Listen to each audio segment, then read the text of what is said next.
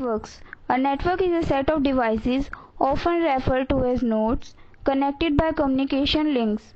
A node can be a computer, printer, or any other device capable of sending or receiving data generated by other nodes on the network. Distributed processing. Most networks use distributed processing, in which a task is divided among multiple computers.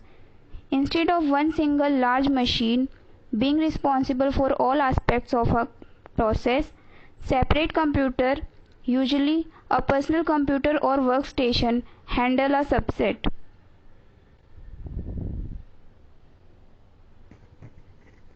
Network criteria.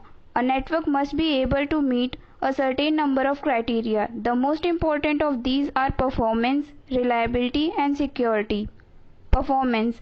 Performance can be measured in many ways, including transit time and response time. Transit time is the amount of time required for a message to travel one device to another device. Response time is the elapsed time between an inquiry and a response. The performance of a network depends on a number of factors, including the number of users, the type of the transmission medium, the capability of the connected hardware, and the efficiency of the software. Performance is often evaluated by two networking matrices, throughput and delay. We often need more throughput and less delay.